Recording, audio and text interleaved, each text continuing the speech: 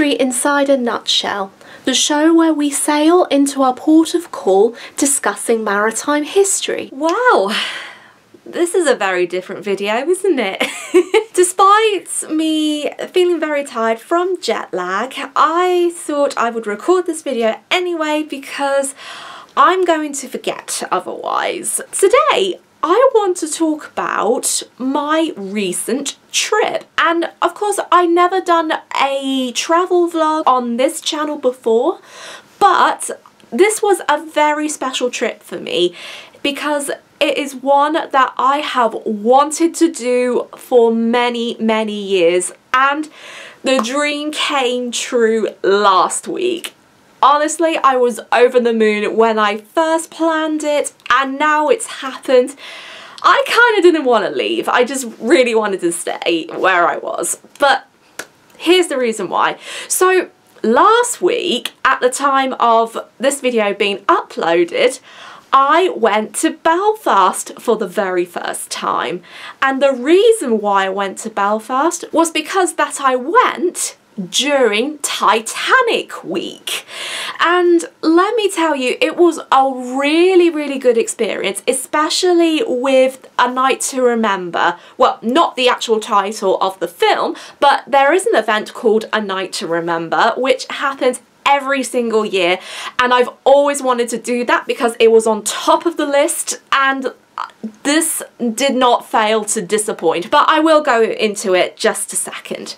So I went to Belfast after a very tiring and very stressful journey, but that is another video for another time. But on the very first full day that I arrived with my friend, I went with a friend by the way, but I mentioned her on my main YouTube channel, but of course she wants to remain anonymous for privacy reasons, which I completely understand. My friend and I, we had our very first full day in the Titanic Belfast Museum, and it was a pretty good time to go because it recently was refurbished, and that took a process of 2 months, and by the time my friend and I came, we were really treated to a brand new experience of the museum. And of course I didn't really see pictures or footage of the museum before the refurbishment, but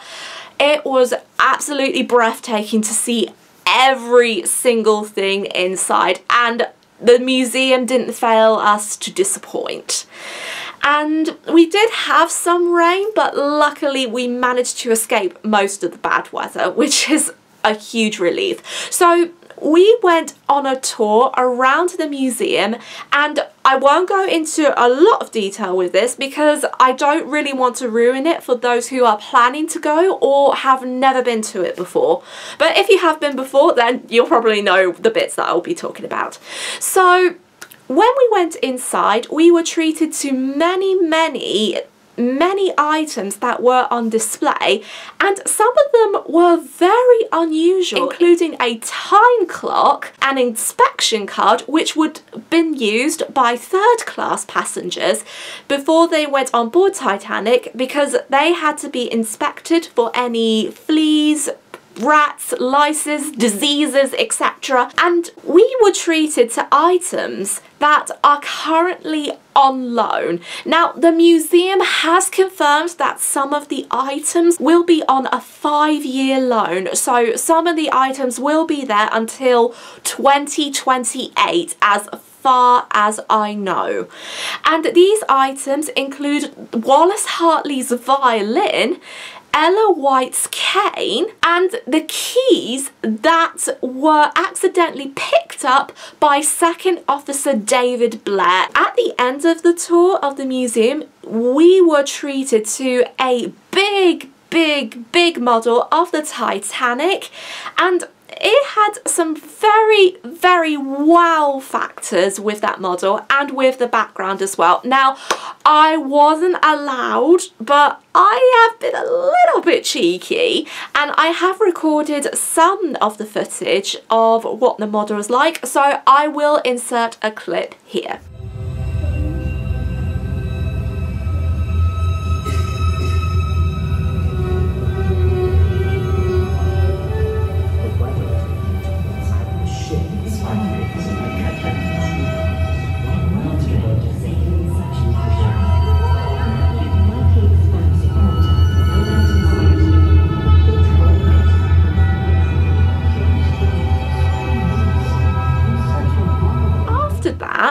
my friend and I, we went on a tour, and we had the most wonderful tour guide called Sharon, who took us around the many different parts of the museum, well, outside of the museum, and also around the Harland and Wolff shipping yard office. This included Thomas Andrews' office and the big famous draft room where Titanic and her sister ships Olympic, Britannic, and all of the ships that were built on the Harland and Wolff site were designed. Unfortunately, in the room there were a little bit of information boards that did get in the way, which I was a little bit disappointed about, but it was a very big room. It was a lot bigger than I thought it was going to be, because I have seen the rooms in documentaries, but I never suspected on how actually big they were in real life. Also,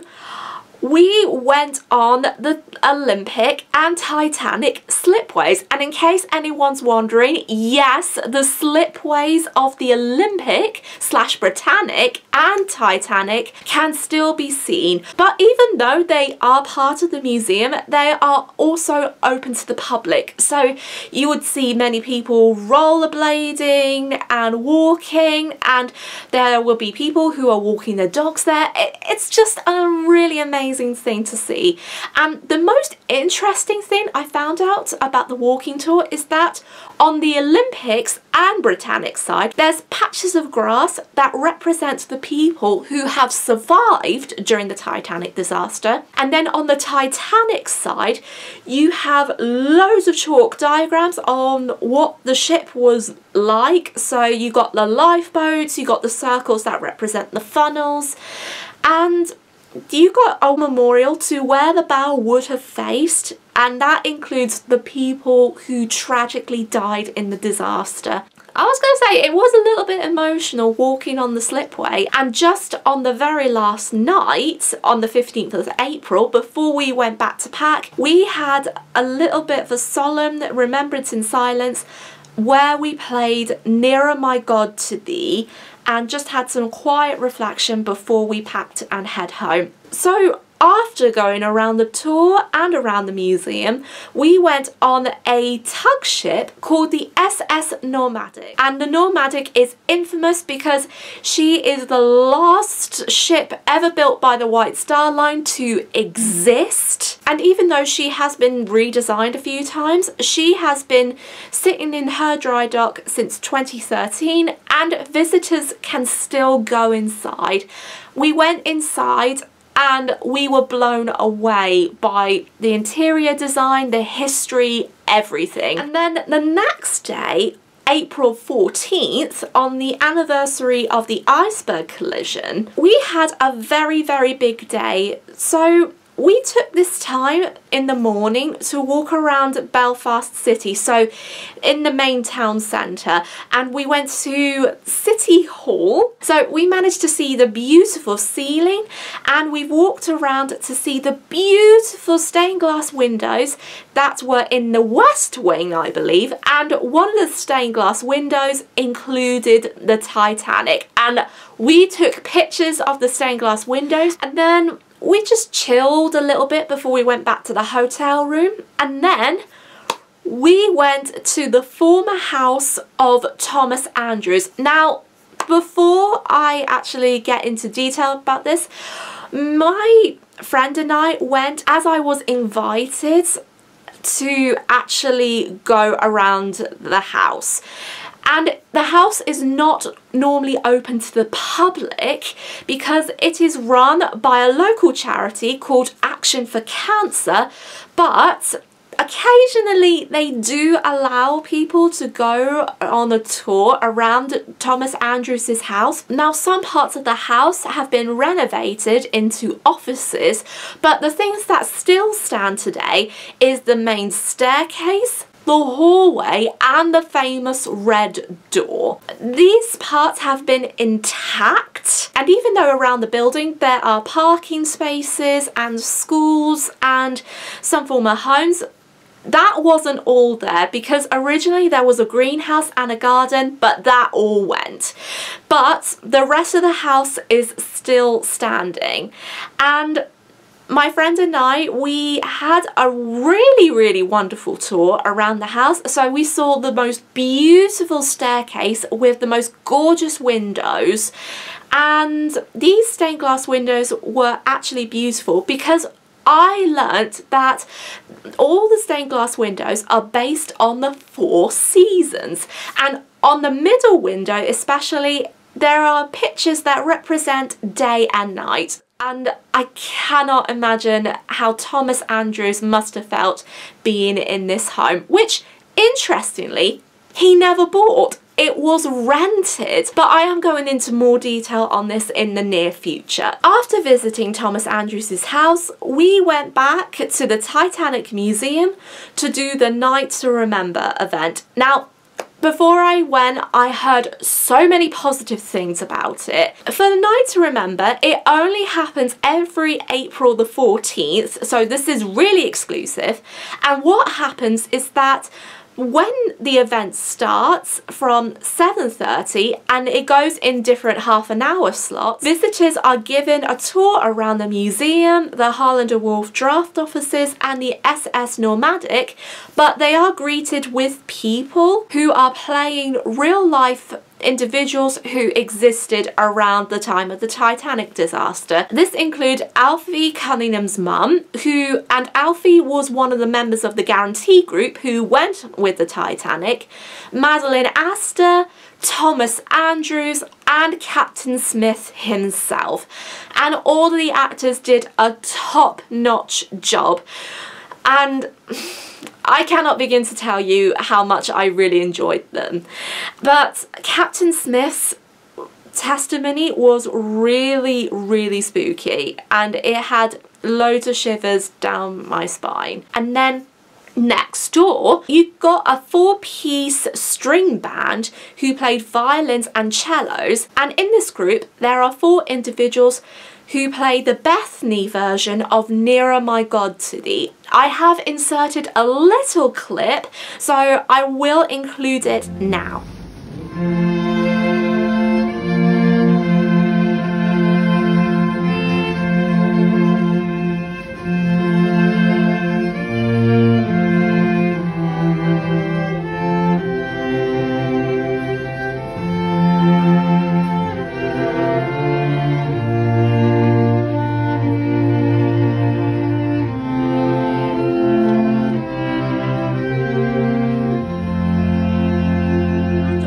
This kept continuing on and on and on, and one by one the many musicians who were playing the cellos and the violins switched their lights off, just like that. And these lights are there to actually help them read the music while they're playing, but their lights were completely turned off. And my friend didn't understand this, but I did.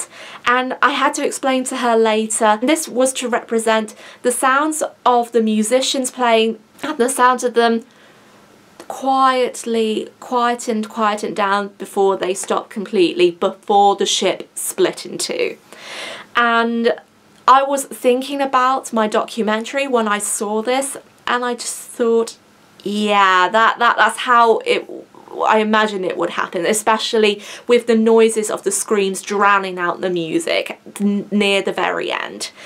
And oh, that gave me really bad goosebumps.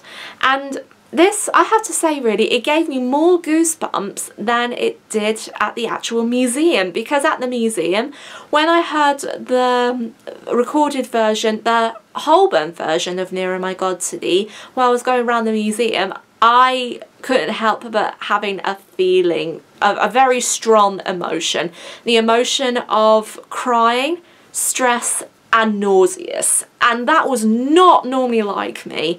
But when you get to near the disaster and then hearing that version of Nearer My God to Thee, I couldn't help but feeling sick, emotional and wanted to cry. And I never had this feeling about any music that was related to the Titanic before. But at the Night to Remember event, it was kind of like more intense, and I was nearly close to the point of like crying, really this close. By the time that I went back into the hall, I just had to take a little breather for a minute, and I had to process everything again. So that was kind of a really traumatic experience. But once we've done the tour, we bumped into a descendant of Robert Miller. Now, I am going to be including Robert in a future video, but basically Robert was part of the guarantee group from what I understand, but he didn't survive the sinking. And I met his great niece, and there was one object that really caught my attention, and that was a piece of the Titanic's hull that she would wear every single day around her neck. And I took a picture of it because I asked if I could.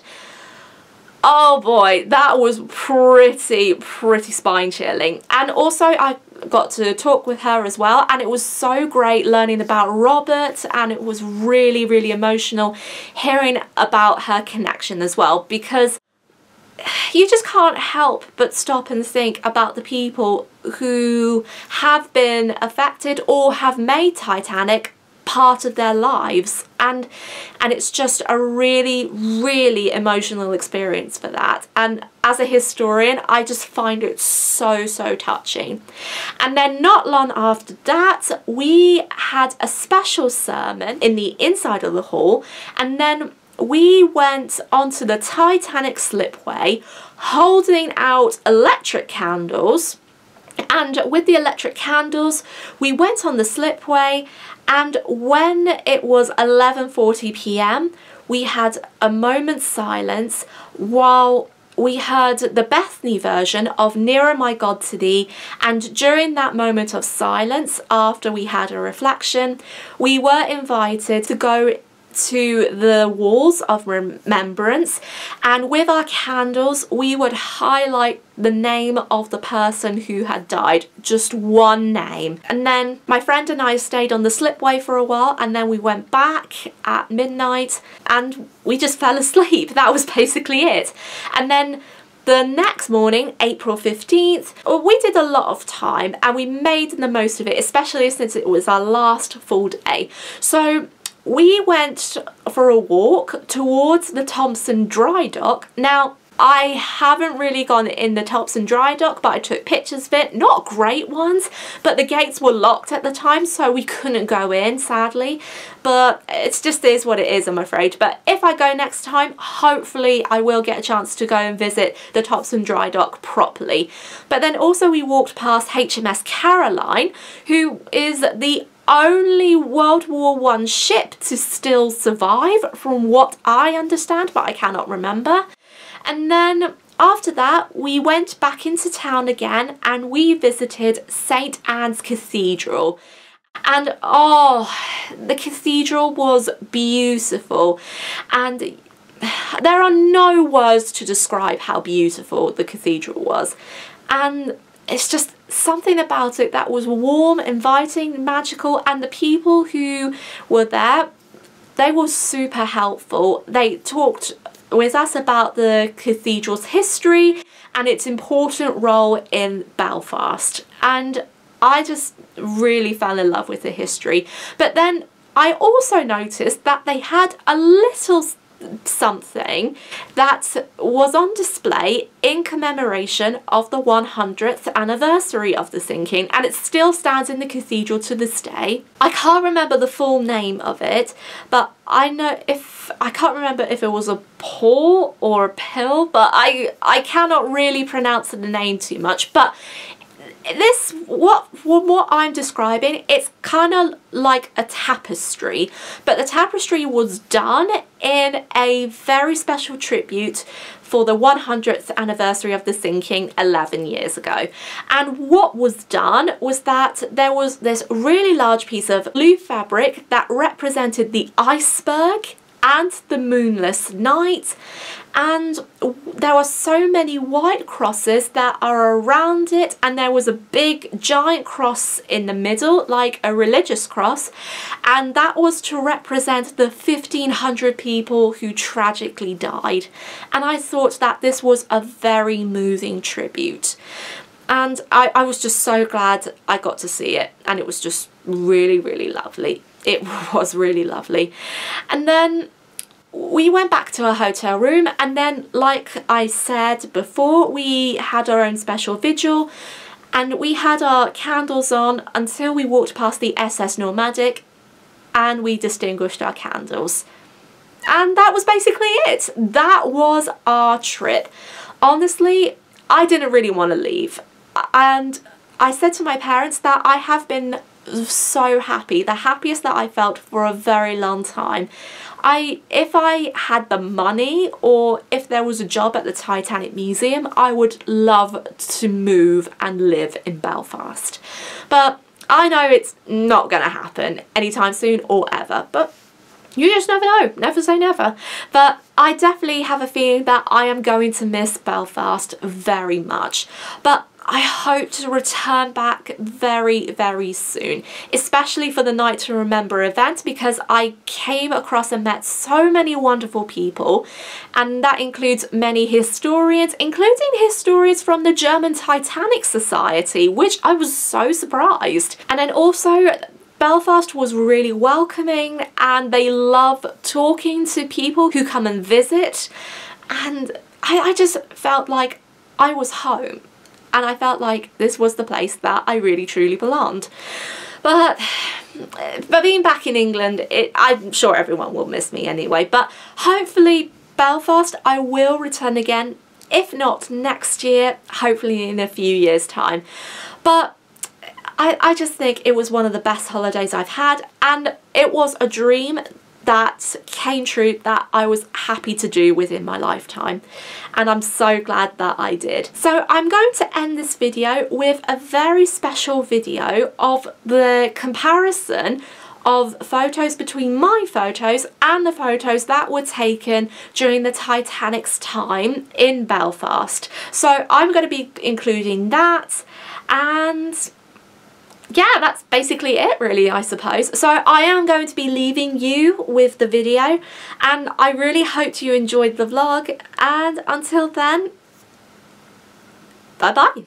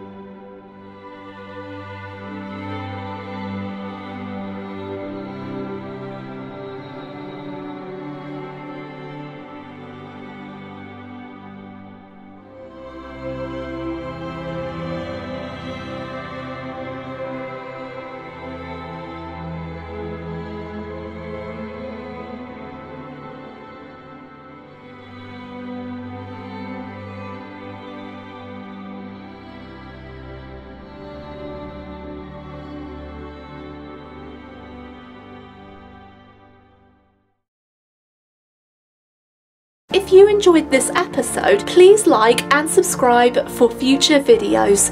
Until next time, this has been History Inside a Nutshell, departing from the docks. Thank you so much for all of your support, and enjoy the rest of your voyage.